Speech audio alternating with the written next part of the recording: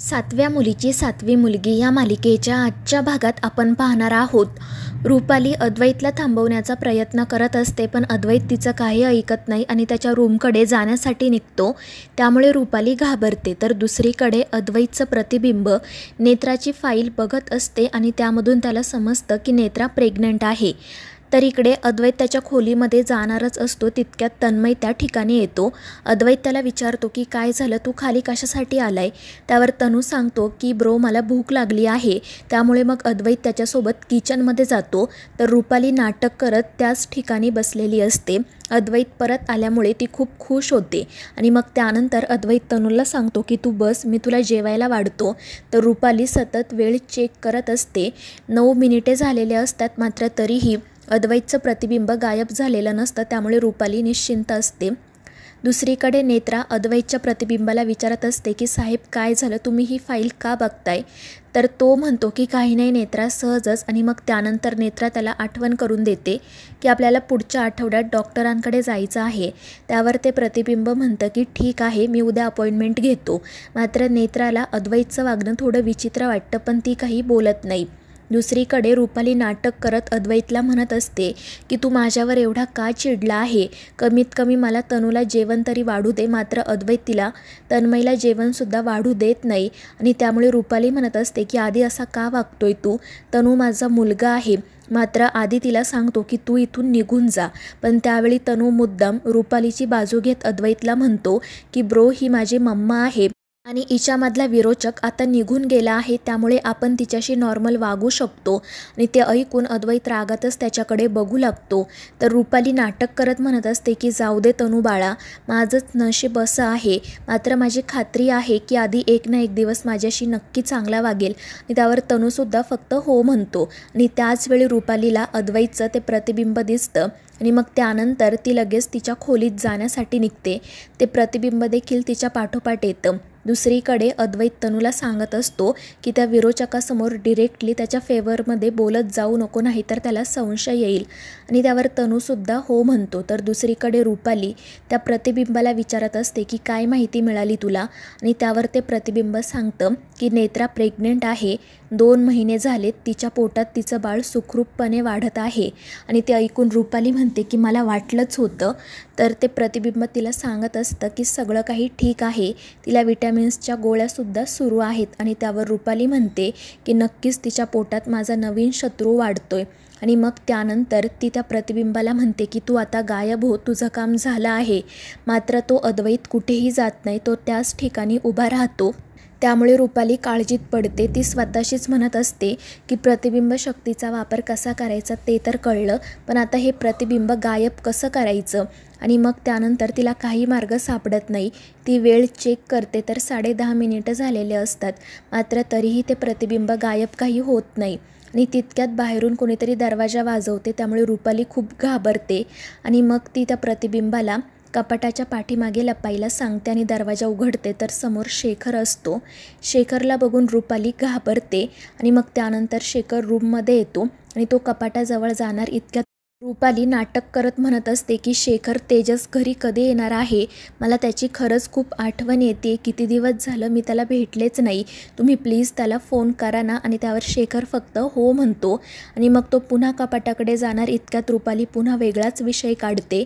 त्यामुळे शेखरला आश्चर्य वाटतं. तर रुपाली खूप घाबरलेली असते. मात्र तितक्यात 13 मिनिटं पूर्ण होतात आणि अद्वैतचं ते प्रतिबिंब गायब होतं. आणि मग शेखर कपाट उघडतो. तर रुपाली खुश होते. ती म्हणत असते की 13 मिनिटं. आणि मग त्यानंतर शेखर तेथून निघून गेल्यावर ती मोठमोठ्याने हसायला सुरुवात करते. ती म्हणत असते की 13 मिनिटं माझ्यासाठी खूप आहेत त्या त्रिनयनेचं साम्राज्य उद्ध्वस्त करायला. या 13 मिनिटांमध्ये मी काय काय करू शकते हे कळेलच तुम्हाला. तर दुसरीकडे खरा अद्वैत त्याच्या खोलीत जातो. तर ती फाईल बेडवरच पडलेली असते.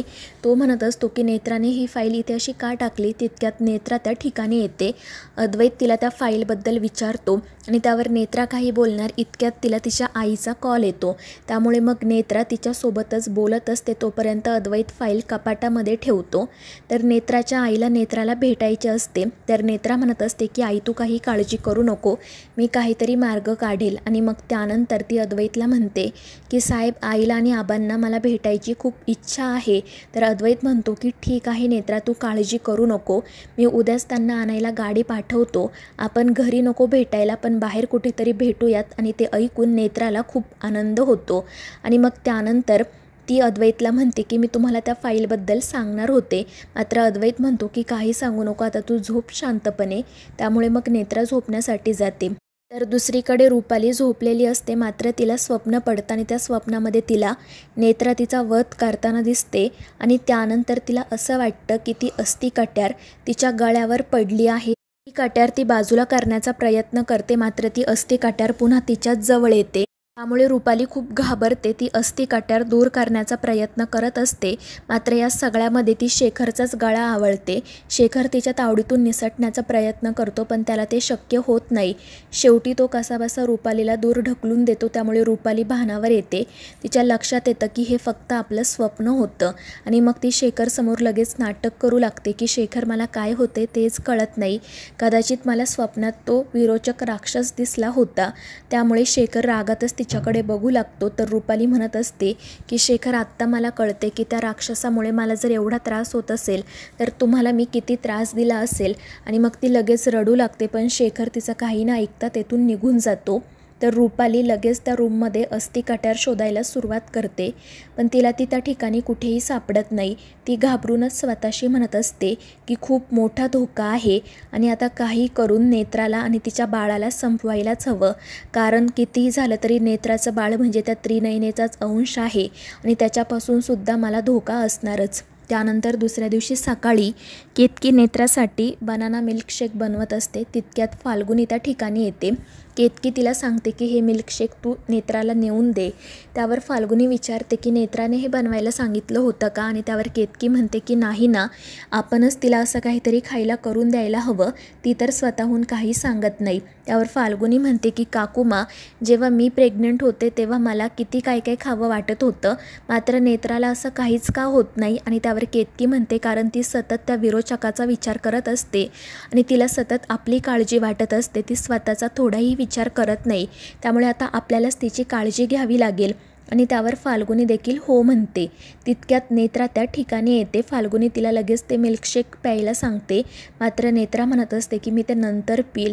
आणि मग ती केतकीला सांगते की काकू, मला तुमच्या हातचं थालीपीठ खावंसं वाटत आहे. आणि ते ऐकून केतकी आणि फाल्गुनी तर खूपच खुश होतात आणि दुपारच्या जेवणासाठी थालीपीठच बनवायचं ठरवतात. पण तितक्यात रुपाली त्या ठिकाणी येते आणि ती म्हणत असते की दुपारच्या जेवणासाठी थालीपीठ नको, नाश्त्यासाठी ठीक आहे पण जेवणासाठी नको. आणि त्यावेळी केतकी तिला सांगते की नेत्रा बऱ्याच दिवसांपासून मला थालीपीठ बनवायला सांगत होती, म्हणून आज मी तिच्यासाठी बनवणार आहे. आणि त्यावर रुपाली म्हणते की ठीक आहे, मला माहीत नव्हतं की नेत्राला एवढं थालीपीठ आवडतं. आणि मग ती मुद्दाम नेत्राला म्हणते की तुझ्या आवडीनिवडी तू मलासुद्धा सांगत जा, पण आत्ता नाही, जेव्हा तू आणि अद्वैत बाळाचं प्लॅनिंग कराल ना तेव्हा सांग, मला तुझे डोहाळे पुरवायला नक्की आवडतील. आणि ते ऐकून नेत्रा रागातच तेथून निघून जाते. तर रुपाली हसतच तिच्याकडे बघत असते. दुसरीकडे अद्वैत, इंद्राणी, शेखर याच गोष्टीचा विचार करत असतात की विरोचकाला नवीन शक्ती मिळाली आहे की नाही. आणि तितक्यात नेत्रासुद्धा त्या ठिकाणी येते आणि मग शेखर त्या तिघांना सांगू लागतो की काल रात्री एक विचित्र घटना घडली. आणि मग काल रात्री जे काही घडलेलं असतं ते तो त्या तिघांना सांगतो. त्यामुळे ते तिघेही घाबरतात.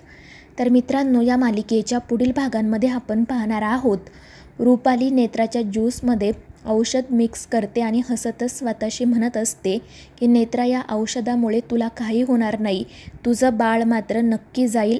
आणि मग ती पुन्हा अद्वैतचं प्रतिबिंब तयार करते आणि त्याच्याच हातून नेत्राला तो ज्यूस देते. आणि तो ज्यूस पिल्यानंतर नेत्राच्या पोटात दुखू लागते.